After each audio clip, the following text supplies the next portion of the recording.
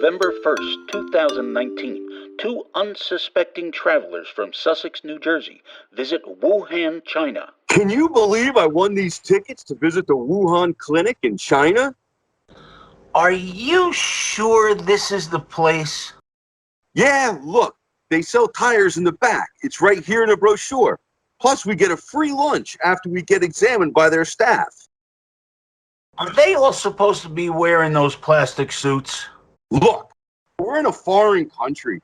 It must be the latest fashion craze. Come on, you had a mullet once. You know, Ed, these are the smallest chicken wings I've ever seen. And plus, they're a little stringy. They don't exactly taste like chicken.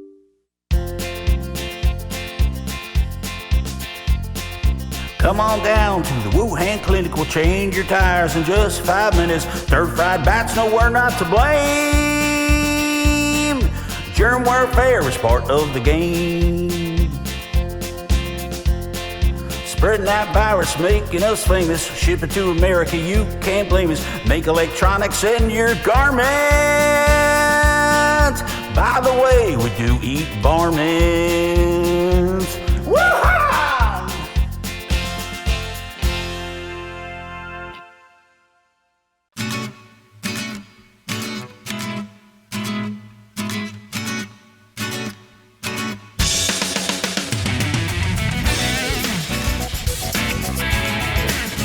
Welcome to this week's episode of Greater Good Radio. I'm Bob Kosh, and we are broadcasting from WOR 710 AM. We are the voice of New York. I want to thank Ed Sheldon. He's the guy you heard with me on the comedy bit on the front of our show here. And I would ask you to visit www.greatergoodmediallc.com. Got a number of things going on there I'd like you to see. And we're going to start today's program with Jeanette Collins. Jeanette is with NJCAP. She works with children who have been abused.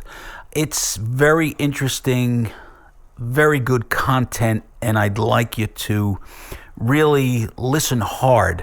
There's some good advice here on how to protect each other, especially our kids. Jeanette, thanks for being with us today. Thanks for having me, Bob. I'd like you to first tell our listeners what your organization does, who you are. Give us the bare bones to start. Okay. Well, the organization is New Jersey Child Assault Prevention, and we are a three-pronged approach to the prevention of child abuse, in that we train staff in a school, parents, and the children in that school on how to recognize and deal with potentially dangerous situations that they may come across. Okay, and how long have you been with NJCAP? So I've been with NJCAP since 1986. Wow, It okay. began in 1985. And so I've been with it from pretty much the beginning. And I actually worked as a coordinator in a county project, coordinated that county project, which was working with the schools, the principals, all of that. And then from there, I moved into the state office, the New Jersey CAP state office in 1996. And worked there for quite some time. And then from at that point in, I think it was 2006, our former director, Pat Stanislawski, retired, and myself and my co-director, Cheryl Mata, became the co-directors for a period of, I think, 13, 14 years. And then just this last year, Cheryl retired. So now I'm currently the executive director. Okay, well, thanks for sharing that with us. And I wanted to ask you, especially since you're bringing up, your tenure starting in the 1980s, so much has, you could say evolved or morphed, or, if you look at abuse as a topic or subject matter. I mean, from the 80s, so much has changed with respect to the law, with respect to these organizations that are now identified as predatory pedophiles, abusers. Give us a little history on what you've seen over the years. Well, I mean, the thing is that this whole issue of child assault and child sexual assault really hasn't changed all that much. We do say that the number of children that are being abused, it's 1 in 4 girls, 1 in 5 to 7 boys will be sexually assaulted by the time they're 18 years old. And those statistics have remained from the beginning. Wow. And when we say that, we're talking about a variety of different types of assault. So that doesn't mean that a child is being raped. It means that there's some type of inappropriate contact with someone. And the 1 in 4 girls, the 1 in 5 to 7 boys, as I said, remains pretty much standard. But people who work in this field believe that boys' numbers are just as high as girls, but boys are less likely to report that it's happening to them for a variety of reasons. Yeah. So we have found that historically boys are less likely to come forward and say, somebody did this to me.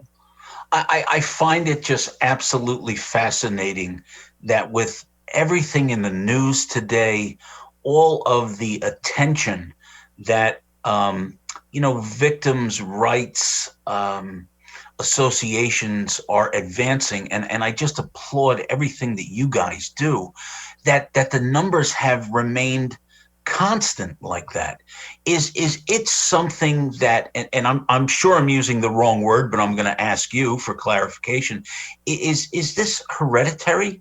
I mean, you see, I'm good friends with Clark Fredericks, and he has, in the events that we did last year for Kiwanis to raise awareness to this subject, you find out so much that a father, an uncle, or someone in the family who has been assaulted previously is now the abuser. Yeah. And it's hard for us to understand how that's possible when we know that these individuals were hurt so badly as children, and then they turn around and do it to someone else. And I think that there's a lot of thought that goes into this whole process. When someone has been sexually abused themselves, if they don't acknowledge it and get some help to deal with the problems that they have due to their own abuse, sometimes they may be the folks that might turn around and abuse someone else. Sure.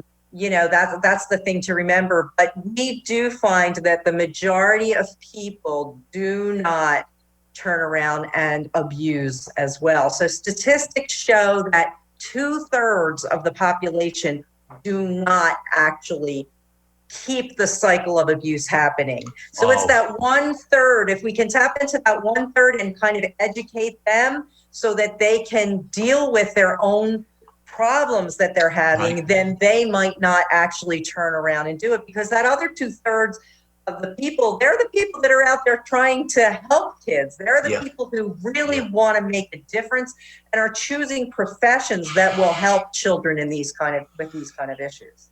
That, I have to tell you, with everything that I've been through over the past couple of years with interviewing folks like yourself, that's a very refreshing statistic, finally, that I did not know. And that's tremendous. And now, is your association involved with working with local prosecutors' offices?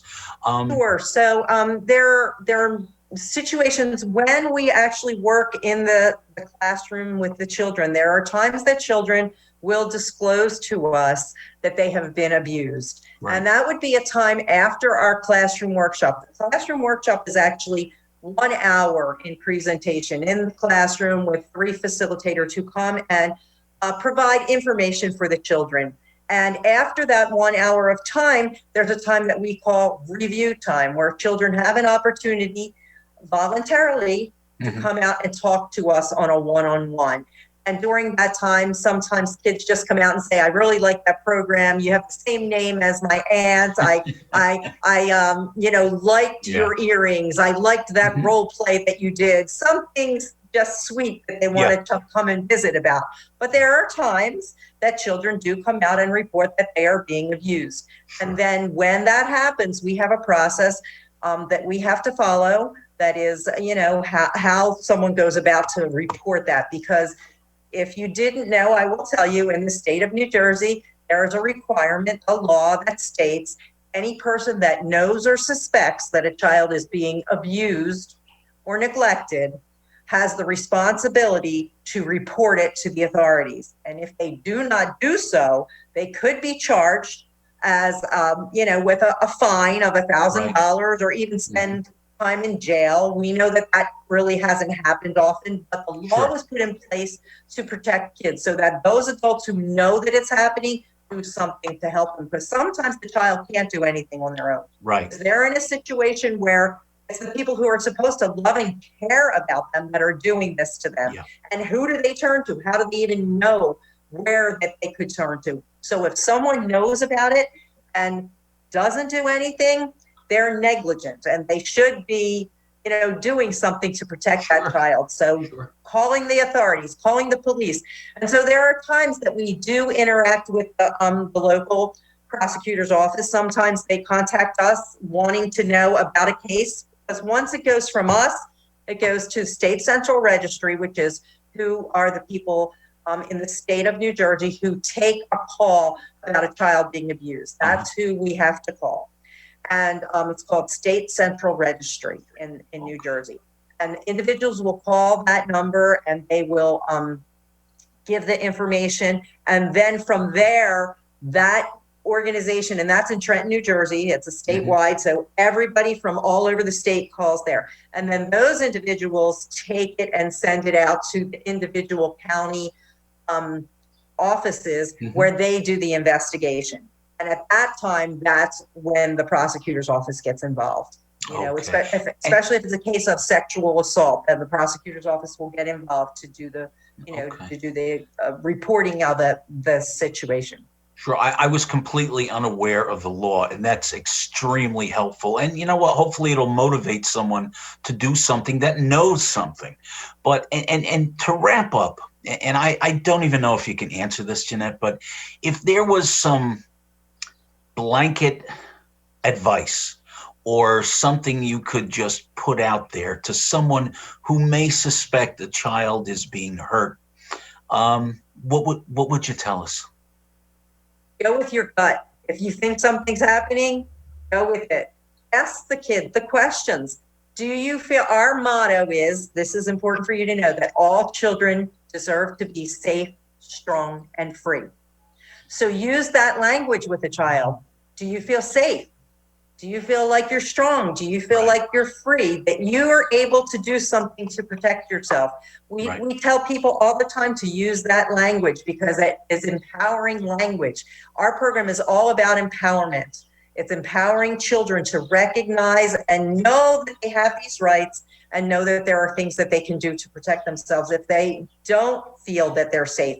And one of the other important things that we always tell children is to reach out to an adult. There are adults that care about children and will do things to help them. So they may be reaching out to somebody in their small community, in their family. Sure. Who knows? If they go to Scouts, if they go wherever, if they go to a church or a synagogue, or there may be an adult that just looks at a child a certain way and the child thinks, I could tell this person. And then they reach out to that person and then that person needs to know, what's the next step? What should I do? Yep. Jeanette, I just think you guys rock. Thank you so much for being on. And please just tell our listeners where they can find you if they have questions. Absolutely. You can reach out to us at our website at www.njcap.org. And there's all kinds of good information there that will refer you to either the county project if you want to go directly to them, or to our state office. Okay. So I thank you for your time. It was great. Come on. It's just a pleasure having you on. And that's why this is so good, Jeanette.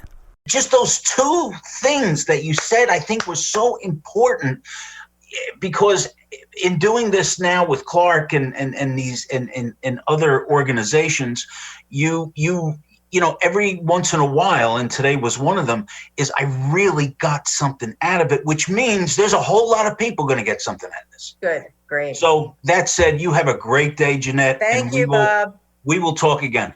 Keep in touch.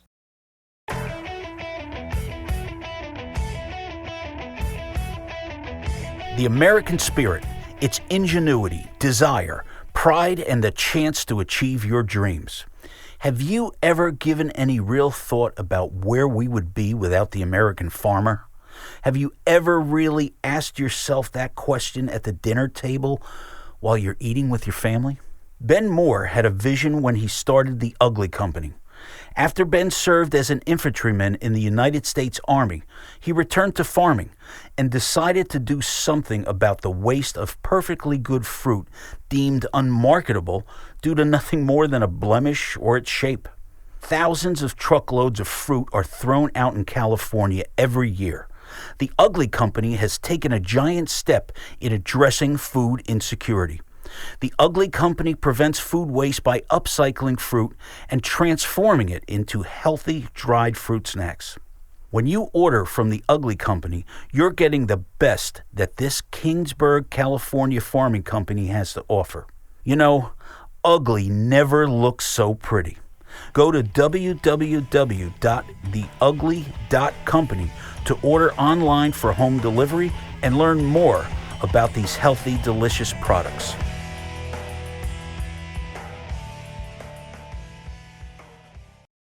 Jeff, welcome to Greater Good Radio. Thank you. Nice to be with you. Jeff, I want to talk to you specifically about the time constraints that survivors are confronted with now. If you could please go over states, dates, anything that you have that could help folks out. Well, for almost 39 years, we've been working with survivors of sexual abuse by clergy and others. And for almost 30 years, they have been shut out because of statutes of limitations. The good news is that in states across the country, and most notably New Jersey, New York, and California, there are open windows. And in each of those three states, the window is open for survivors to bring a civil claim for damages arising from sexual abuse, both against the offender and any institution or organization that permitted it to occur. And in New Jersey, that window is open until November 30th of this year in New Jersey. And that has given survivors across the state of New Jersey a real opportunity for accountability and a voice. Similarly, in New York, there has been a window now open for almost 2 years, and that is closing very, very soon. That window in New York that gives survivors the opportunity to bring an action and have a voice and expose an offender is open until August 13th. In other words, we're coming up on that window and that time limit, and the clock is ticking. So every survivor who was abused in New York, where we're very active and have been for many, many years, now has time to come forward, but the clock is ticking and the time is now. Wonderful. Similarly, in California, there is a window that's open till December of next year. And so right now, our focus is mostly on New Jersey and New York, where we're working with hundreds of survivors who are now given a chance to come forward privately. That means not have their name known, come forward and share their story, share their secret, share their shame, and take some action, and in which we can now help them in a way they never could have been before these windows have opened in New Jersey and New York. Jeff, I was unaware that California also was allowing survivors to now make a complaint against their abuser, former abuser. Are there any other states involved which are allowing survivors to move forward? Yes, we actually did write and lobby for the law in New York that created a 3-year window in California as well. And now just recently, Maine, and just recently, Arkansas, just recently, Louisiana, and just recently, Colorado are all states in which laws have passed under pressure from survivors and survivor advocates and ourselves to give survivors a chance they never had before. So there is a child protection movement across the country giving survivors a chance to expose the perils that exist, past, present, and continuing into the future. Sure. And you know, I applaud you for what you have done and really created this industry as a pioneer. And I would like to ask you, there is something going on locally, and I'm gonna contain this to certain comments where there are actually people coming forward who have been abused while incarcerated. And this is something that has hit the headlines recently. And I would want to hear what you would have to say to any victims of abuse from an institution. Once again, you know, we're talking a state institution, about moving forward or breaking their silence and seeking to engage in a lawsuit. Well, to any victim, any survivor of sexual abuse, it of course is a crime. It is a serious crime that has lifelong impacts, no doubt about that. And whether it's by a coach, a teacher, an authority figure, or a clergy, no matter where you were abused, it really means that there is now time and there is now opportunity for survivors to share the secret they have carried, most often for decades, because they were coerced into silence by the offender, who was an adult or an authority figure, or both. And they carried that silence and that shame and that secret for decades, fearing that nobody would believe them, and also that they were at fault, and also not even knowing that they had been the victim of a crime, in fact, oftentimes blaming themselves. So many, if not most of the survivors we represent across this country, in New York and New Jersey, are in their 50s, 60s, or 70s.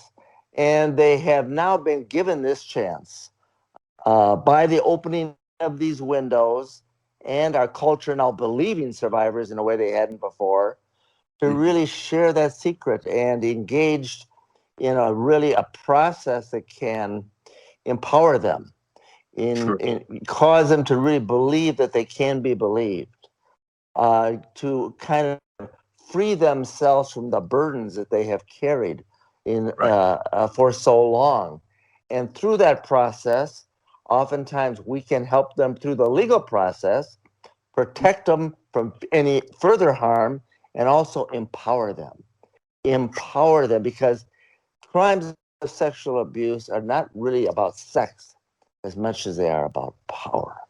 And when you share that secret and take some legal action, you're really recovering your power. And so to the survivors, we say, we can protect you, but you also now have the power to do something about what was done to you when you had no power.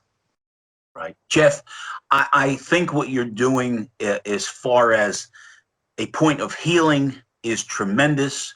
And once again, I just love having you on the show. Bringing people up to date with this is so important. And we'd like to have you back. I'm happy to be, and it's just a privilege to share some of this with you. And it's even a greater privilege and honor to stand with so many survivors, hundreds and now thousands across this country that are taking their power and sharing their truth. And they need to know that they're doing something to protect other kids in the future by speaking up and speaking out and taking action. Thank you, Bob.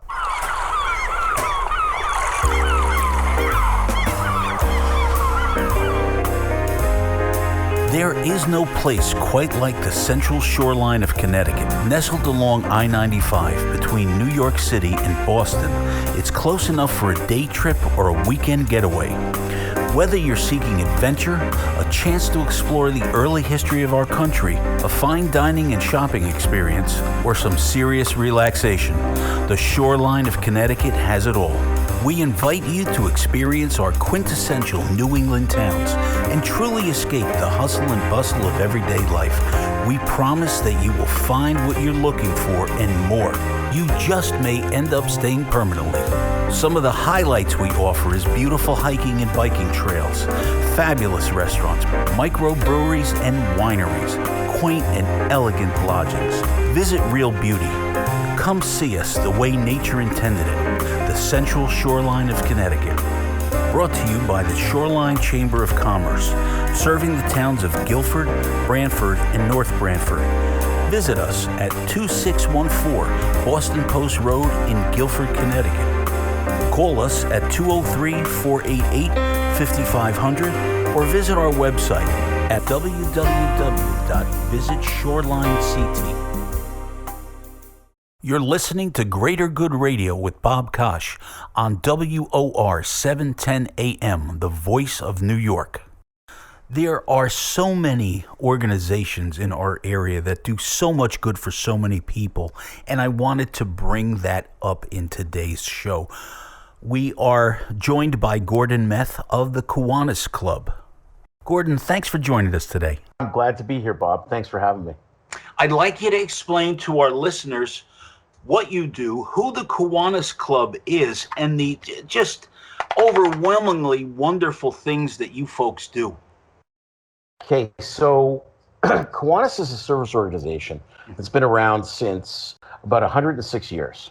Okay. And we're non-religious, we're non-political, non-denominational, although we have membership in each of them. And what we are is a collection of service organizations. And what sets us apart from other ones is that our focus is on children and youth. And with that, we actually have these service leadership programs for youth. One of the oldest and largest of which is Key Club. Right. So Key for high school students, but we also have Circle K for college age students, Builders Club for middle school students, and K Kids for elementary school students. And we have another program, even though they're not youth, particularly for special needs adults, called Action Club with action with a K.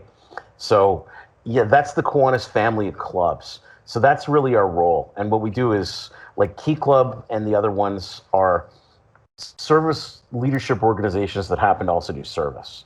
Sure. Now, okay, so my name's Gordon Meth, and I was for 2 years, I was the governor of New Jersey district of Kiwanis, meaning that, I was the governor of our district, which is the whole state of New Jersey. We have about 79 clubs around the state. And so I was governor in 2015, 2016, and I did it again in 2019, 2020. Right now, I'm the immediate past governor. And we do a lot of efforts throughout the state. Each club gets to kind of pick what it does and what it wants to do. That's up to the club members to decide. But I will tell you that collectively, Kiwanis clubs probably put a couple $100,000 back into communities for scholarships for graduating high school students. I will just tell you that there was just a whole batch of scholarships given out around the state. And a friend of mine I know from like a professional society told me his son got a Key Club scholarship in the local Kiwanis club. That's like the point is that happens all over the place. And one of the other amazing things that's happened this year is that a whole group of Kiwanis clubs have been getting together, getting tractor trailer loads of food and distributing them for free. Boxes That's where I was going to go. 35 to 40 pound boxes of food to help families. So now I know personally the good that you folks do. You know, it's not, Kiwanis just didn't start feeding people during the pandemic. You guys have been on, and this is why I really wanted to have you on, because, you know, we were involved together putting the event together with Clark Fredericks called Breaking the Silence. And once again, that was a effort to protect children and those who have remained silent from sexual abuse. But yeah, and Bob, if I can interrupt you for a second, sure. That was an awesome series, and it's still available on YouTube. And you did such a great job putting that together, you and Clark. It was very. It's a tough topic. Yeah. But let's put it this way: I have family members that have similar stories. Sure. It's necessary to understand where people are coming from. Anyway, sorry for interrupting you. No, that's quite all right. I want you to have a platform here, because even when I was going to school, I knew who the Key Club was. I didn't know what was behind it. I didn't know who Kiwanis really was. And this in particular, because we're broadcasting around the world. I know you are a worldwide organization. I'm in contact with Kiwanis members in the Philippines and overseas. And it's just a monumentally good effort that you guys put forward. I know, because I had the good fortune to deal with Peter Ebling, who's in the Clifton chapter. Just a great guy. He was out there every Saturday during the pandemic delivering food. Yes. Do that. This is what we're trying to put forward on this program. Good intention, good effort, help each other out. And what is the Kiwanis motto? Well, our motto is changing the world one child and one community at a time. There you go. That says it all. But what I'll tell you, though, is that in New Jersey, and it's not dissimilar for other states too, but in New Jersey, before the pandemic, 1 in 8 people suffered from food insecurity. Yeah. All right, that's like 1 million people. Yeah. That's over 1 million people. And disproportionately a large number of them are children. Yeah. There's at least 40% of those were under 18. Yeah. And that's really one of the reasons why for years, Kiwanis has been embracing food insecurity. Key Club in particular, for 4 years, made it their emphasis project. Mm-hmm. Hey, if I can advertise for Key Club for just a minute. Absolutely. You mentioned you knew there was a club, but you didn't know what they did. So one of the interesting things, it's the world's largest and oldest youth service organization. And part of it is they govern themselves, all right? So each club, each place that has a club, each school has their own officers, and then other people can take up leadership positions and in service projects or other ways. So you can do that. But there's also a board of the district, a series of lieutenant governors that are in charge of like 8 or 10 clubs, and their job is to be the representative on the district board. And there's actually a governor and other officers for the state. And there's an international president. 5 years ago, New Jersey had the international president for Key Club was from New Jersey, Devin's son. He's just graduating from Princeton right now. Oh wow! He was international president of all Key Club. The other thing is that New Jersey, per capita, we have the second most Key Clubbers in the world. Wow, that's what education matters. It's just wonderful. Yeah. It helps these kids as they move along. Gordon, that's really about all the time we have for today. Okay. I'd like to have you back on. So absolutely.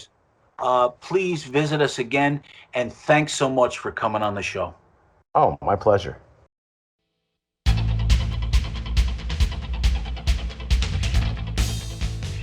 The future is now, and you can find it at Nielsen Ford.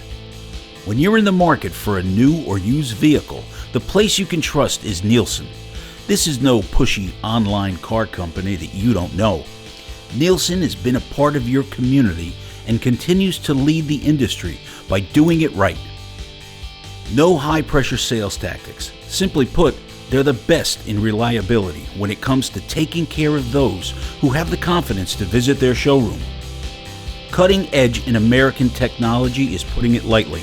Take a look at the new Ford Mustang or the electric Ford F-150.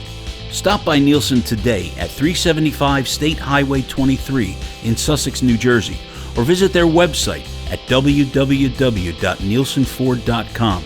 You can call them at 973-702-8000 and speak to one of their well-qualified staff to get you on the road with service you can trust. Nielsen Ford, simply the best.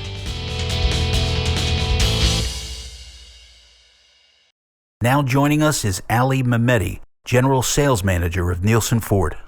Ali, thanks for being on Greater Good Radio. Thanks for having me. Hey, I wanted to ask you, you have some great expertise in the car business overall, especially sales. I oftentimes talk about the local economy, what goes on.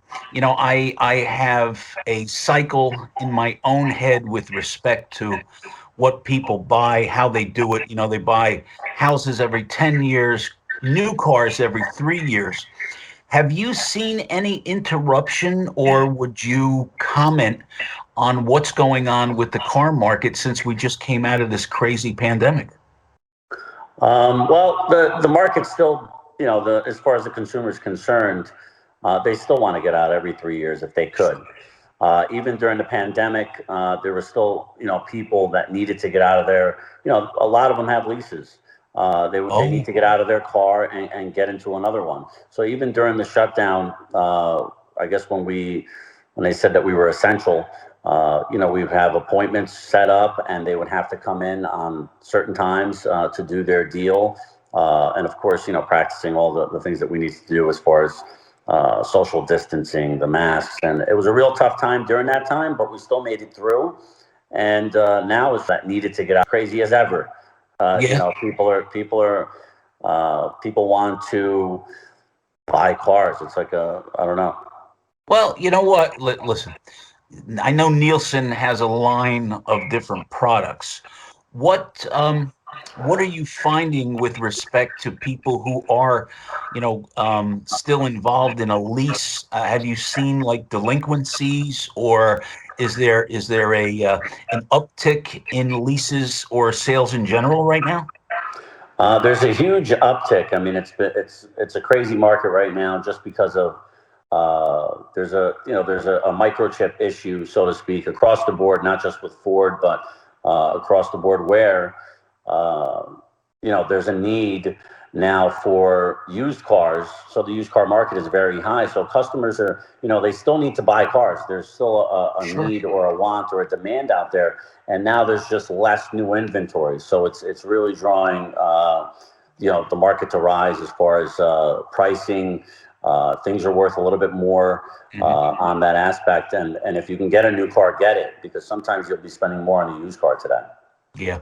Now, what are you finding with respect to online sales? I know Nielsen's involved with online, and how does that affect anyone buying a car in relation to service? Well, the difference is, we do online or in person. We do both, and we were forced to during the pandemic, and we realized that there is another market out there where people feel more comfortable to do it from their own home. And most of the process, obviously, you still have to come in at some point and just get the pick up their new vehicle, or a delivery on our end to deliver the new vehicle to the customer. But I'll tell you something. The market has changed as far as that aspect of sales. But there's definitely, more out there. And, as far as people looking at cars online, the inventory, they're doing most of their homework at home. So you can finish that process, probably 99% of it, over the internet. And then, the final 1% is just coming in to pick up the vehicle. But the difference is if you go to, other makers that are out there, as far as not actual manufacturers, but these car servicing platforms, the difference is, I guess, to me, is they don't have the service. If something does go wrong with the vehicle, it does have a warranty. It has a million moving parts, and if something goes wrong, they don't have anywhere to direct you except to us. So Right. the difference is that we can handle both online or in person, and you still have a place to go where we can take care of you, the customer, because that's what's important. Okay. I do want to ask you, we've talked over the weeks. What are you seeing with respect to the industry as a whole with electric cars? So electric cars, we have the Mach-E, the Mustang Mach-E, which is a phenomenal electric vehicle. People get the misconception because it's a Mustang, and I think they're really using the Mustang as a nameplate, but the electric vehicles are definitely going in a direction that is positive, and it's definitely going in that way. We also have the Ford F-150 Lightning, which is a new electric pickup truck that is going to blow everyone away. I mean, it's like 300. I heard that this truck is a beast. It has a 300-mile range for a perfect utility vehicle, and you're going to get 300 miles per charge. It's really an amazing thing, and we're really breaking through, and it's not going to stop. If we're going to do it, us Ford, and we have the biggest trucks when it comes to the truck market, and if we're going electric, it's going in that direction. Yeah, and both of those vehicles, I mean, all the Ford products are still made in the USA, correct? Yes. Yes. And there's very minimal that are made but for the most part, the F-150 is American made. Yeah. Well, listen, I thank you for being on the program today. I'm going to circle back with you in a couple of months because I want to keep on top of what is going on in the car industry, specifically tracking sales, because that really does give a good indicator on what the economy is going to do, where it's going to go. So once again, we will talk to you soon. I appreciate you having me on. I did want to add one thing, if that's okay. Sure. I did want to talk about, just dealerships in general and, what we do here at Nielsen Ford. Ali, what differentiates Nielsen Ford from the rest of car dealerships? There's always a stigma to the car business. Sure. And the stigma to the car business is that, that unknowledgeable, sleazy salesperson, so to speak. And I can tell you something, we have something here that we're really proud of. And the bottom line is that we don't hide. If a customer wants a payment, we give a payment. If the customer is just here for an appraisal, we give it to them.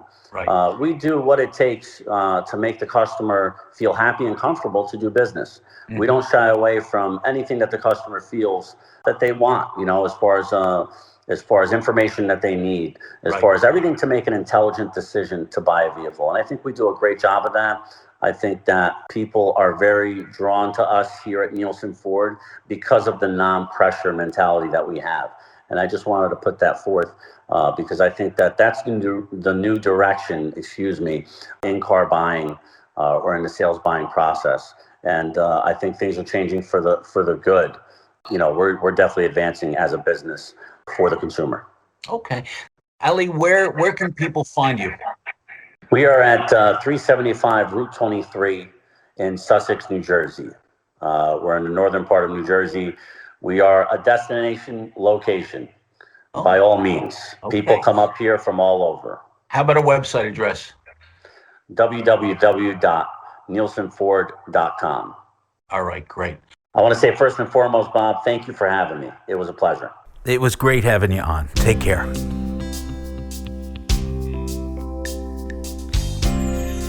Life is full of peaks and valleys, and between the two, some of those things may have created financial setbacks.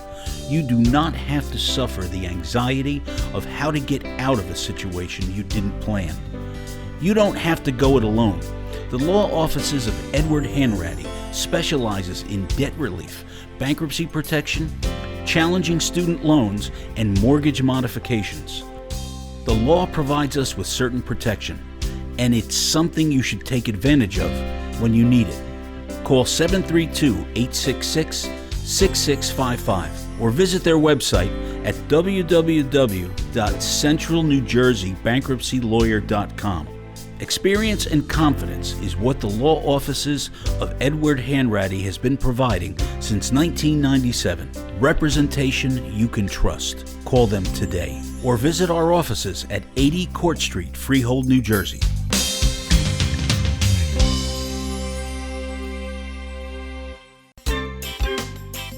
I want everyone to picture this: a cold beer, oysters on the half shell, and watching the sunset over Barnegat Bay. Chris Olvesene has taken this to an entirely new level. Chris, thanks for joining us today. I'm welcome to be here. I really love what you are doing. I think it's long overdue to have a sunset cruise on Barnegat Bay. What brought you to start this?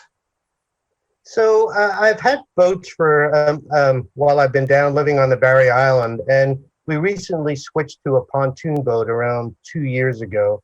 And when I retired last fall, I was thinking of something to do in my retirement, and we always felt that as we were out viewing the sunset on the Barnegat Bay, it would be great if I could introduce this to others that don't have a boat. We pass quite a few people on the coastline that are watching the sunset, and that we always could be out in the boat viewing it at the same time. Well, we live in the same area, and there are some breathtaking sunsets, as I had mentioned just a couple nights ago after the storm. It's an amazing thing. Tell our listeners what you have to offer with respect to where you're going, where you're traveling, on the water, all the components. Sure. So we concentrate on the Barnegat Bay north of the Route 37 bridge, right? So we're in the northern end of the Barnegat Bay. We pick up and discharge using a marina right on 35 South in the Lavalette area. Mm-hmm. And we go up through the bay into the Bayhead area, into the Mantalokan area, up to the Mequetacon River, and we explore those areas with the customers. We show them where the ospreys nest within the bay, so they can actually see the ospreys in their nest with the hatching birds, and they get a very close-up view and get great pictures of the ospreys right on the bay. And we show them some things that have happened since Sandy, right? Mm-hmm. So there was a lot of reconstruction done after Sandy, and I described how the bay was impacted by Sandy and where the changes have impacted the bay. And then we settle. A lot of people are very familiar with it's called the Island House, or the house in the middle of Barnegat Bay that sits on a house on an island all by itself, which was actually built by a boat builder in Lavalette. And that house was totally destroyed during Sandy, and it switched from a beautiful house on an island with a built-in pool to actually now it becomes a habitat for the seagulls, because it's been taken over. It's been was so destroyed during Sandy. The windows are broken and everything. So now it's really a habitat for the seagulls. So we get to show the customers that up front, up close view of the things within the bay. Sure. And if you travel south, is there a limit on where you're going? It is a pontoon boat, and I would imagine, you being a boater, you've got to be careful with respect to, current and all that other good stuff. So going south under the 37 bridge, we do that, but we go into Tice's Shoal, which is a sandy bottom swim area right off the Island Beach State Park. So if people want to do that during the day, we'll take them down there for a few hours, and they can enjoy what's called Tice's Shoal. You get a lot of boats that tie up there, right, and they swim for the day, and that's great. We can do that. And most of the sunset cruise, though, is above in the northern section of the bay, because it's not good to traverse the bay at night in the dark. So we try and stay local to the marina that we're dealing with, so that we don't have to travel that far in the dark. I can't imagine that navigating a boat at night with maybe some margaritas would be a problem. Yeah, you would think, right? Chris, this is a great thing you're doing, and I want you to please tell our listeners where they can find you. Give us your information, because this is really something unique, and what's time has come. Sure, thank you. So we have a website. It's called BarnegatBayCruise.com, and that's a website where you can, select the different packages, such as the Sunset Cruise or a cruise to Titus Shoals. We can also set up a dock and dine situation where we have an arrangement with a local restaurant called the Channel Marker, and you can go there for a dinner, and then we'll pick you up at the end of the dinner, and they're right on the water on a dock, so we just pick you up there, and then we take you out for the sunset. So we have an arrangement with the Channel Marker, and you'll see all those things on our website. And we also have a Facebook page, Barnegat Bay Cruise. So those are the two areas that you can find us on the web. Great. And our phone number is, we have a direct phone number, 732-549-5940. And anyone can call that number and leave a message or get answered directly, and we'll set up a cruise for you. Chris, it was great having you. Lots of luck. And what would they say? Smooth sailing, or may the winds be behind yours? Something like that. Whatever it is, Godspeed. I appreciate it. Thank you very much. We're just getting started, and we hope we do well. We think we have a good customer base here on the Barry Island. Great. Take care, Chris. Thank you very much. That's it for today, folks. Thank you very, very much for joining us on Greater Good Radio. I would like to just say to everybody, hey, be good to each other. Life's too short. I would like to say hello to Q, Percy, Mehente, Brian, Willie, Hussein, and the rest of my friends. Well, I also want to give you a heads up. Next week's show is going to be something to listen to. We're going to have Heidi Rome on. Heidi wrote a book regarding her son's autism, and it is a fascinating story about what is actually going on in his mind, what moms can do to handle kids with autism. And believe me, the story will leave you thinking about the universe. And I'm going to leave you with that. Have a great week, everybody, and thanks for tuning in.